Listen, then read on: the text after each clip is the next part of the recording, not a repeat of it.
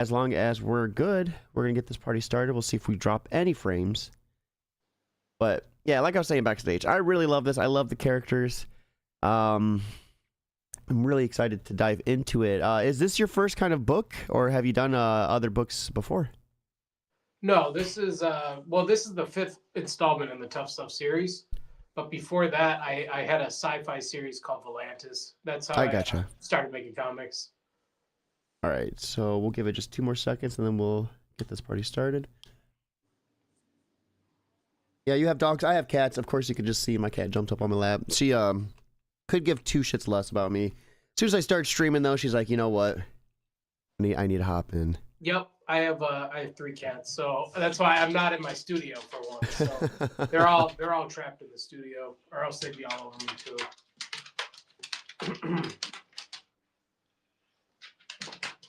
It's funny too. Your dog. It's almost like ASMR, like a keyboard typing ASMR.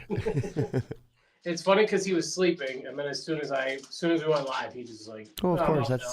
Yeah, that's how it always goes. He'll chill out. He's obsessed with me though. Oh, you're good. You're good. You're good.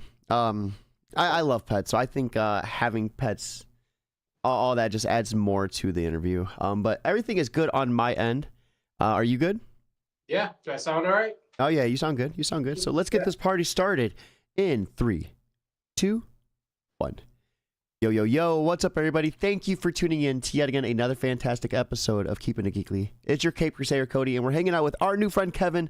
We're here to break down Tough Stuff, Prison Special, and everything in between. I love this book. I'm not going to spoil too much of it. There's just so many good beats in it. I love the end. I love the rhyming scheme. Just, oh, dude, everything about this was just a chef kiss. And I know the beauty of it is we just met a few days ago and kind of just set this up, so it all kind of just happened. And I'm grateful for it because this book was phenomenal. Kevin, welcome to the show. Tell us a little bit about who you are and how you got into creating comics. Yeah, I'm Kevin Delgado. I'm a writer, cartoonist, illustrator from Buffalo, New York. Cover artist for IDW, Image, Dynamite, all the indie publishers, basically. Yeah, so just finished my fifth Tough Stuff book. I'm glad you said what you said, because if you're unfamiliar with the world, you can easily just jump into any of the books, and they're treated as like almost like an annual or like a one-off, but it does tell like a cohesive story. Yeah. Consecutively, but like you don't have to read them all to enjoy any one of them. So like the fact that you said you loved it, like I don't think you've read the first 4 issues, so it's like it's so cool that you could just jump in and say this is a good story. Yeah, he's been to rehab, to prison, and he's pretty beaten up. A glass eyes, robotic cyborg arm, leg. Yeah. This dude's been through a little bit of hell. You know, where did the idea for Tough Stuff, begin with? It started in the pandemic. So I was sitting in the green room. I had started doing a sprawling sci-fi drama book. That was my first comic, called Volantis. So I worked on that for 8 or 9 issues, and by the time the pandemic hit, like the interest in the book had kind of dropped, like because it was my first series, you know what I mean? So I wasn't like butthurt or anything, but I was like, okay, let's do something different. So in the pandemic, we're all shut in our houses and what have you, and my brother and I, we just started watching like tons of like B movies and 90s cheesy schlock 80s movies, and the one day I'm just like, I can do my own version of this, and next thing you know, I've written a script for Tough Stuff, and my last name translates to cat, so I'm like, I'll just make him a cat. Anyone can relate to a cat. It's not like a white guy or a black lady or whatever. You know what I mean? Like it's not like you're like trapped in one vision. It's just like a neutral tone cat. Like it's an avatar for anyone. When I first saw you on Facebook, I saw the cover for this, and it was a mutual friend that shared it, and I just instantly was sold. The way that Tough Stuff looks, in his prison, orange, then you have red next to him. I just thought it was so visually striking. There's a mention of, the 80s, B films.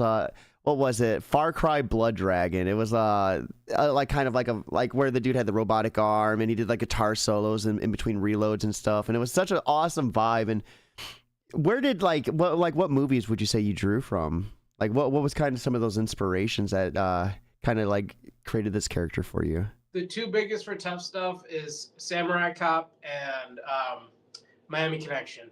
Those are like the two best. Like they have nothing to do with it, but like it was like that's like when I think of this as like a movie, that's kind of what I see playing. That and like Dick Tracy, like the Warren Beatty Dick Tracy movie. You know, and this dude kind of has it rough, right? I don't want to spoil too much, but there's someone from his past that he bumps into, and it's like I don't know much of the story. You do there's a phenomenal job of scripting and designing this book in a way that I'm sure fits the story as a whole, but it's a standalone. Like we were talking before, like you could just dive into it and really dive into it good. And I just love kind of like the hell you put this guy through, right? His first introduction to prison, how he's just treated.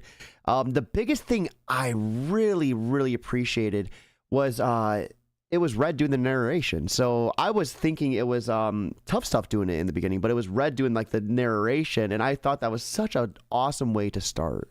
Yeah. In my mind, it was Morgan Freeman.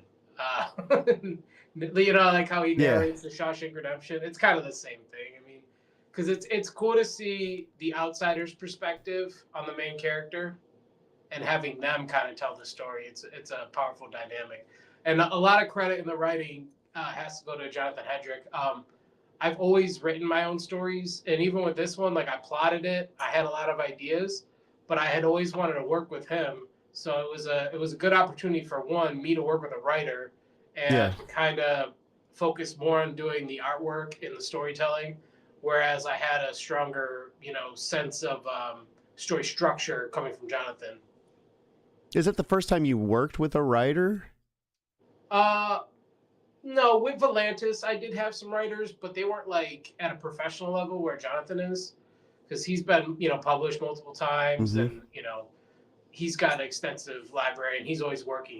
He's always putting out, official projects and what have you. So yeah, I would say like with an actual writer, this is like the first time. Would you say that your creative approach to interiors changed at all? Kind of going off your own, script and your own like path, and then working with a writer? Yes and no. There's a lot that I changed too. Like, some of his beats were kind of like drawn out at some point. So like, there's like some pages where I would, instead of it being 2 pages, I made it into 1 page. I really focused on my fundamentals with this book. The whole point with me doing this was to show everyone that I can tell a great story. And it starts with just focusing on what needs to be on each page and each panel, and what needs to be there, what doesn't need to be there. How does it function? How does it read? What's the readability? How's it flow? How's the timing? Just like I said, like I really just focused on the fundamentals, and just, like this is me showing the world that, hey, I can really do this. Like, yeah. And I really appreciated the, attention to detail in the interiors. There's so much that happened in this book, and it was a lot of fun to read. And that's what I really love about comics, right? Like you can find a comic that just hits you on so many different levels, and when it's fun to read, that's how you're really sucked into it. What is Tuff Stuff? Who is this character? How did he end up going to prison? That's left for your imagination to figure out. I mean, I did 4 books before this, so he's always getting into trouble. And what this book is more than anything, it's a spiritual successor to Tuff Stuff Goes to Rehab. And that's my favorite creative project I've ever done in my life, whether it be, music, covers, what have you. Tuff Stuff Goes to Rehab is like, oh, chef's kiss, my favorite piece of work. But like, this was a way to directly like sequelize that. This is like Empire Strikes Back, you know what I mean? But that book was like Empire Strikes Back. So it's like, this is the sequel to that. That's not, such an interesting comparison too, given like what happens in the book. Like, I love that. I love that. So, what did the collaborative process look like? I mean, you said you kind of had an idea of what you wanted, but you wanted Jonathan to kind of get his beats in there too. How does that work? Did you kind of give him a Bible and you're like, this is, what the world looks like? Or did you tell him Yeah, like, hey, here. I just sent him like uh like a note, like a long, probably like a 4-page treatment, and it was like, these are the characters I want. This is their roles. This has to happen. This has to happen. This has to happen. This is what I'm thinking. Da da da da da. Have fun with it, And then more or less, he just kind of did his thing, and then I kind of just edited it in a way that made it truer to the mythos and the characters and Mhm. the way I see it. And like, there's different dialogue that I would have said in a certain circumstance than what he had written. So like the final version, he hasn't seen it yet either. So, but it's not a huge departure by any means. Just more or less cutting things out. Like I said, just making it sure like this is what Tough Stuff would actually say, because the characters' voices, they're all in my head. Like Yeah. when I'm writing or drawing or planning this out, I have their voice in my head, so I know exactly. So who's voice acting Tough Stuff? I'm envisioning like Bruce Willis, like well in your Really? mind, yeah, I like a diehard Bruce Willis. I don't know, man. I kind of like Danny McBride, or Okay, yeah. someone like that. Like I think Danny McBride is hilarious. Like See, I get this grizzled feel from Tough Stuff. I mean, his yeah, name in definitely, itself is Tough Stuff. yeah, yeah, but he's also got like a innocence to him, even though Mhm. he's like kind of like a party animal and what have you. Uh, yeah, I don't know if it's that grizzled yet. You know what I mean? Maybe the Yeah. future version of Tough Stuff is, but I assume he's kind of like yeah, more or less a Danny McBride or like a Jason Mantzoukas, something like that. So has he always been missing limbs? Like, has he always been designed this way, or how did that happen? Can we get a little bit of this dude's backstory? This dude is weathered a little bit. Well, okay, so he dies at the end of Tough Stuff Goes to Rehab, Damn. and his niece has to resurrect him from the dead like years later, like 4 years later. She and this is in the third book. So she goes to the Bermuda Triangle and she meets the archivist of the Bermuda Triangle, which is like a hermit crab that lives inside of a of a cannonball. And so she gets the remains to his body, smokes DMT, pulls the spirit out of the DMT realm, and puts it back into his body. But he's missing like an arm, a leg, an eye. So his cybernetic parts are actually from his best friend Dogger Dog, who was his roommate in rehab. So basically, what I'm saying is you got to get Tough Stuff Goes to Rehab, and then you can figure it all out from there. But yeah, like that's a wild book. Like Here, hold on 1 second. Let me go ahead. We're gonna give you a full screen here. yeah. So you could see Dogger Dog is actually he's a dog at first, but then his flesh melts off, revealing that he's a skeleton. He's a robot. Then his robot form transforms into an exoskeleton for I love that. Tough Stuff's arch nemesis Revar Suarez. There's a lot going on, man. Well, and that's what I think what made this reading experience so much fun. It's like off the wall, mixed with like a bunch of hell yeah. You know what I mean? Yeah. Like it's bad. Oh, hold on. Let me. So this is when he gets they find his body, right? They bring it back. And Dogger Dog literally gives him an arm and a leg. Because that's his best friend, and that's what friends do. Mm-hmm. Also, I like the turn of the phrase, like, "What do you want? An arm and a leg?" And an eyeball. So, I mean, we have some decent amount of books and work for this series. How long do you envision this series going on for? I've got stories I'm probably never gonna get to. I love that. I love that. So, I mean, how often of a release schedule are you like thinking? Yearly, because here's Yearly? the thing: I'm doing everything on it. I'm penciling, inking, Yeah. coloring it. If I can do more, I will. I might shutter out some duties. Like I might hire a colorist just so I can get through more issues sooner. The next volume is massive, so I don't know if I'm gonna like do like because these are all like 40-page issues, right? So Yeah. that's why it's kind of like an annual, and then I do covers and sketches throughout the year because I do comics full time. Like this is what I do. Hmm. I would like to do more, obviously. So I don't know. We're gonna see. But the next issue is so freaking epic. Like, if you like this one, like, dude, the next one blows this one out the water. And this is like the prison special is sick, but the next one is like the most epic thing I've ever written. Like, I can't wait to start drawing it. It's like so sick. So how much of the prison special can we talk without, like, I guess, hitting spoiler territory? I mean, I don't want to give away the ending, and maybe like let's just not give away the ending, but go ahead. I mean, maybe keep the one of the yeah. It's so hard not to like spoil. Yeah, because you know dude, I mean? it's so Red. Was Red always initially a part of the story, or was that something that Jonathan brought to the table? Oh no, Red.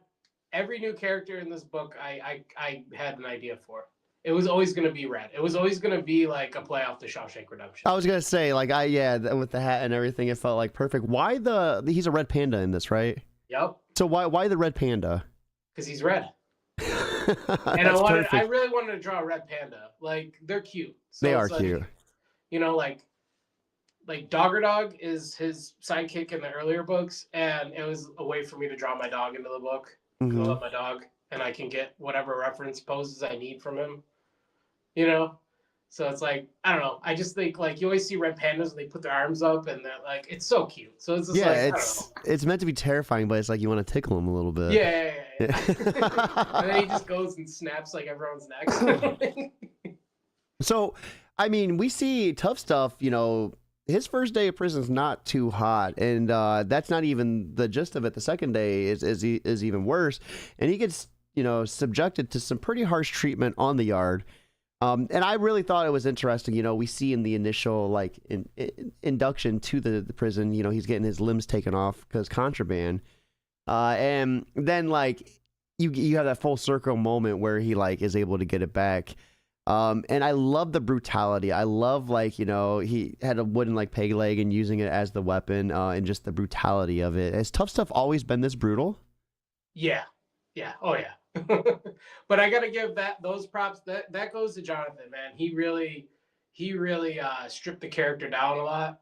But in his script, he didn't have like the peg leg. I did that because I'm like, am I gonna draw this guy for 20 some pages like in crutches? Like, yeah, no way, dude. But like that sequence where he's laying in bed and he raises it up and then you just hear clunk. Oh, that was all me. I was like, oh, this is so sick. Like, I'm gonna flip it on it because that wasn't in the script, but I like had to figure out how to do that because there's no way I could have made that interesting. You know how much like a pain that would have been to make him in crutches like for half the book? Like, no way.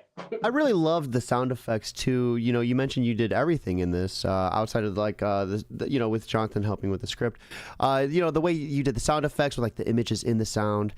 There's just so much like happening in a good way. Like that. Like it was like for the reader eye, you had something to look at with every panel, and I thought you did such an awesome job. What does your artistic process look like? Like when you get ready to start a page or a panel, do you put on like some tunes? Like how does that work for you?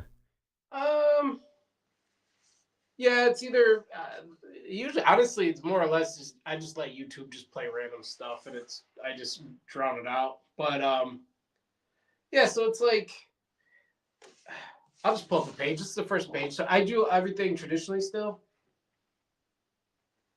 Hold on one second. We're gonna go ahead and give you that solo again. So that's the first page. It's not giving away any spoilers, but it's him getting deloused. Now, if you know anything about Tuff Stuff, you know that he loves cocaine, loves crack.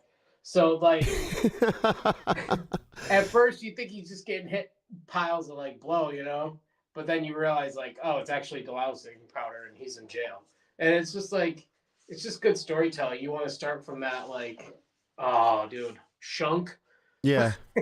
Like Shunk is such a diabolical like panel. God, and dude, it was raw too, because Yeah.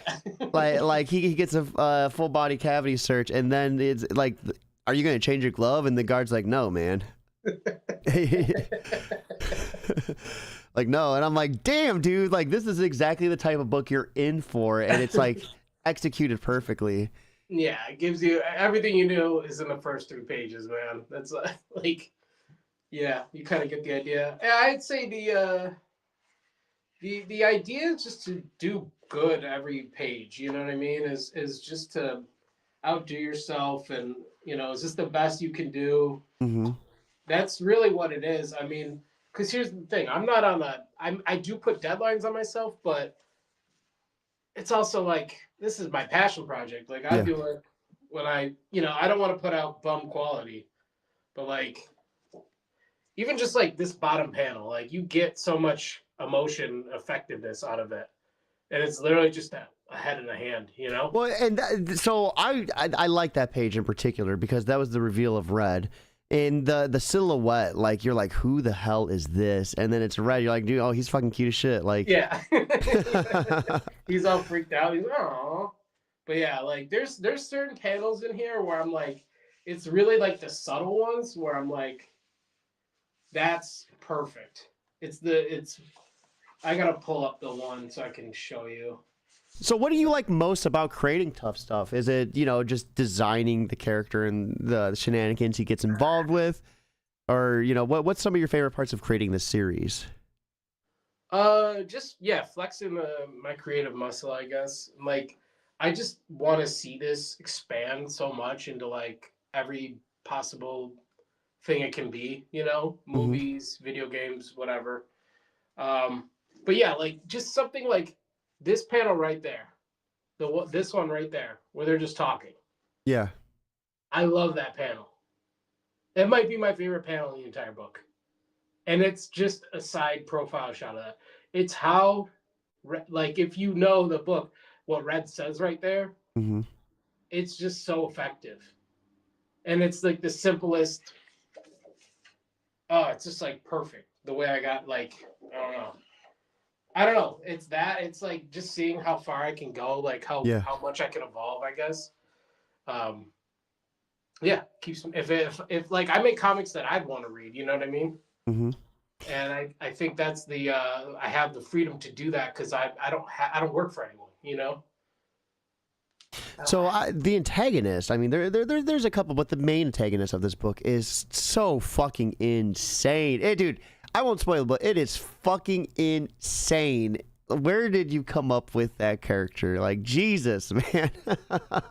So she's in Goes to Rehab. She's one of the villains in Goes to Rehab. Okay. So they're like the villains from the second one come back in this one. Spoiler. Not really a spoiler, but yeah. But now it's been a couple years, and you see like where they've gone, and oh my god, I can't wait for you guys to see the next issue after this. Dude, if it's anything like this, it is insane. And these character designs, I love them. What goes into your head when you're creating new characters? Do you like to kind of do it with a blank slate? Do you like to kind of look at any reference material to get an idea of what you want to come up with? Like, how does that work? They're here somewhere. I don't know, man. I'm very blessed to be able to just pull random stuff out of my head. I don't know. He's like, I don't know what I'm doing, but it's working. I love it. I honestly, like, let me tell you, dude, when I write at like 3 a.m. Everything, like I'll wake up in the middle of the night, everything's just there. And I write down, basically I write beat by beat by beat, and each beat, then I break down to like a page, and then I, break down the panels, break down the dialogue, blah, blah, blah, blah, blah. But that's how it's all there. Yeah. It's all there, and then I just structure it, basically. It seems like a cheat code to be the artist and writer and creator, right? I mean, the all-in-one, to be able to write any story you want to and then draw the vision in your head. Do you ever find any trouble with that in the same regard? Like maybe trying to overdo it or maybe never feeling satisfied with what you're doing? No, it's more like just like a usage of my time thing because Yeah. I gotta pay the bills and Tough Stuff does well, but it's not. I mean, I gotta do commissions, I gotta do conventions, I gotta do remarks, whatever. That's what pays the bills. Uh, Tough Stuff makes money, but not that much. So it's really more or less just kind of balancing all that out. This past year, my career kind of really took off, so it took me longer to get the book done than it has in the past. Because usually I put one out every year, maybe a little bit less. But this past one took over a year, just because I had like a cover coming out like every 3 weeks, so I was doing so many signings and Mm-hmm. doing all that stuff. I did like 30 plus conventions this year. Wow. Yeah. So I was all Wow. over. I was all Yeah. over. Yeah. I did like 15 professional covers this year, something like that, maybe more. He's like, I no don't big even deal, remember. you know? Like 2,000 remarks, Damn. like 150 sketch covers, Gotta get those numbers up. and I and I wrote penciled, colored, inked, 40-page book. Yeah. I'm always working. Like you asked what like hobbies I have. I know I work. Um, my wife works second shift, Hmm. and she sleeps during the day, and I get up early, and I'm up at 8 in the morning every day, and I work, and then she goes to work, and then I work, Yeah. and then she comes home, and I draw on my iPad while she's sleeping. So yeah. Dude, I feel that's so hard. I do my fiance is, for basically first shift. I am then like after that, until like 1 in the morning. We just had an infant together. We have 6 kids together, 7 kids all together. Insane. And it's like I am like sometimes like 4 hours of sleep doing the school thing, and then I wake up and it's like, okay, do I edit in an interview? Do I do social media because that's what you got to do to grow your brand? Do I sleep? Because if I sleep, maybe I'll do better with what I'm trying to do. Like, it's hard to balance that. How do you find time to balance it? Like life. I mean, I know you say you don't do much, but I mean, do you set time to yourself, like to get stuff done, like outside of art? Like, how's that work? Yeah. I mean, like I get up, I go to the gym. That's probably like the first thing I try to do, just get that out of the way. Um, it's been a little crazy lately, just because I was kind of rushing to get this book done the last 2 months. But that was like also like the first time I hadn't been going to conventions. Hmm. Because like middle of November was kind of the end of my convention schedule. So like the month after that was just like, all right, finish Tough Stuff, catch some commissions. As far as that goes, I like to do my like thinking and penciling when I'm fresh and I'm awake. And then as the day goes by, I kind of delegate the other duties the more tired I get. But it like if I get in the zone and I'm drawing, like I'm not gonna stop. Yeah, you You gotta know? ride it. Yep. Yeah. So it's really a matter of that. But like I can color when I'm tired. My eyes are heavy. Like that's fine. That's when I get a lot of that work done. But as far as like penciling, inking, I got to do it when I have energy. Hmm. Um, but also inking, I'm like pretty quick at. Penciling, I'm pretty quick at. So it's like I do it so much that little things don't hulk me up as much. It's more Yeah. or less like the finishing up of them, and like I don't know. It's weird, but I can get like a page done in a day, like easily. Which is really impressive. I mean, it's your workloads when you were explaining it sounded pretty. I mean, maybe to the average person they don't know what that means, but like someone who kind of knows a little bit about the comic scene, like that is some insane work to do. I've seen your covers. Your covers are insanely detailed. The Battle Beast ones. If you don't get an Invincible cover, I'm gonna riot. I mean, holy crap! Like the detail in those things are insane. Dude, those are just sketch covers though. That's not Yeah, even like they're insane. They're insane, dude. yeah. Did you see the Pennywise I just did? Yes, yes. Dude, that was sick. Dude, crazy. And I mean, just the workload that goes into everything. It is phenomenal work. I am honored to have you on the stream. I always love getting new guests on and kind of exploring their work and their history. Now, for Tough Stuff issue 5, you had a successful Kickstarter. Congratulations on that. For anyone looking to pick up the Prison Break special or Prism special, excuse me, where can they find it? Right. So it's going to be available at Kevin Delgado exclusives.bigcartel.com. And then I'm active on Whatnot. It's the Kevin Delgado. You can find me on Instagram at the_Kevin_Delgado. On Facebook, it's Delgado Kevin or The Art of Kevin Delgado. Basically, if you put in Kevin Delgado in comics, you're going to find a lot of stuff that I've done. I've been in the game for like a decade, so I've got a pretty extensive resume at this point. But yeah, those are where I'm most active on Whatnot, Instagram. You can hit up, like I said, the Big Cartel. Yeah. And we do have coming out soon. We do have those links in the description, so you guys can check it out over there as well. So what is next? Is there an issue 6 you said in the pipeline? Like, is there anything you can give us what to expect, or? Epic. It's so epic. It's actually, so it's 2 stories in one, and I'll tell you what it is because we dropped the title at the end of the book. So at the end of every Tuff Stuff, we drop the next one. So it's called Tuff Stuff, A Day of Death, and the Ballad of Dog or Dog. And oh my God, it's so epic.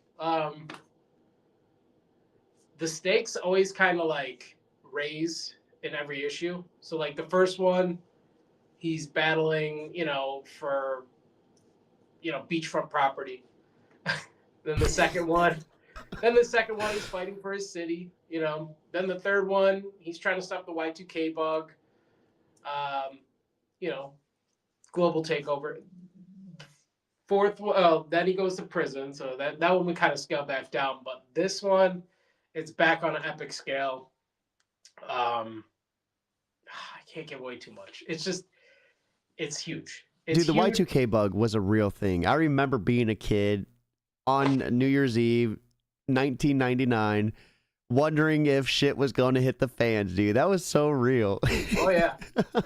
And I did that story before the Y2K movie came out.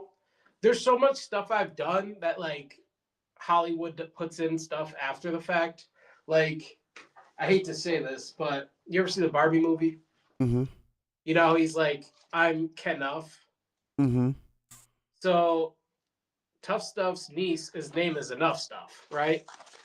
So the end of the book, he says, "You are enough." She is enough, like her name is enough, but like he's saying you are enough. And then that came out in the Barbie movie a year later. I was like, so I can't keep anything. But anyways, yeah. Hey, they say what? Imitation's the sincerest form of flattery? Something like that? Just make a Tuff Stuff movie. Yeah, just make a Tuff Stuff movie. Sign them on. Oh.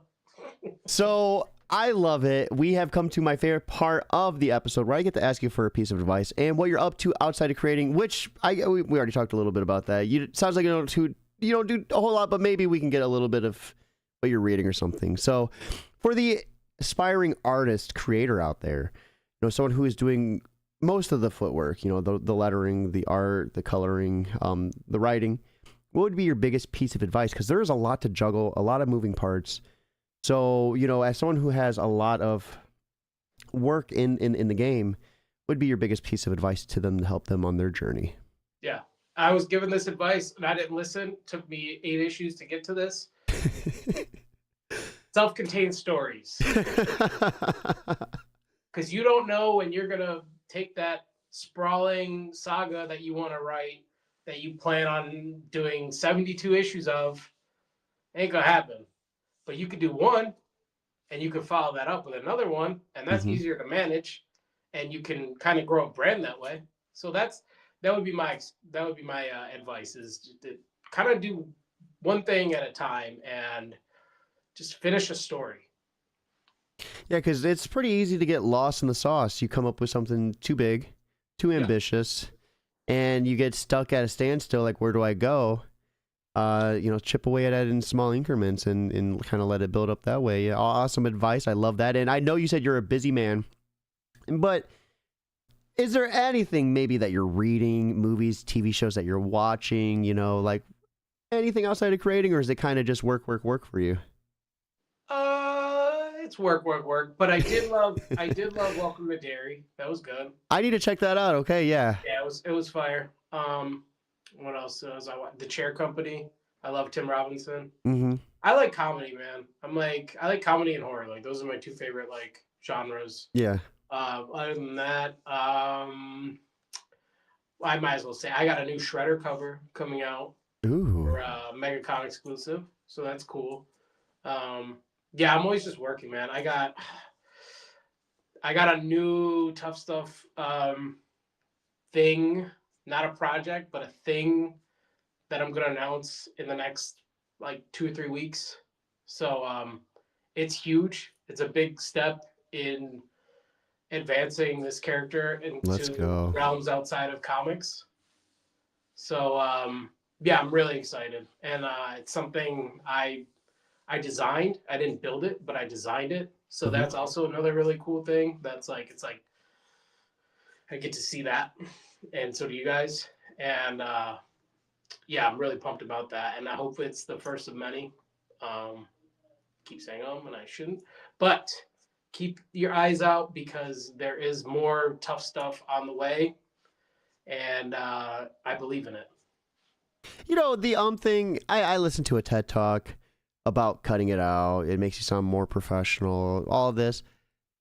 I like feeling real during these. I feel like keeping it as raw as possible is best. You know, it's the most easiest listen. Because when I listen to stuff, I always love listening to this type of stuff, you know, where it's just two dudes chopping it up, having a good time.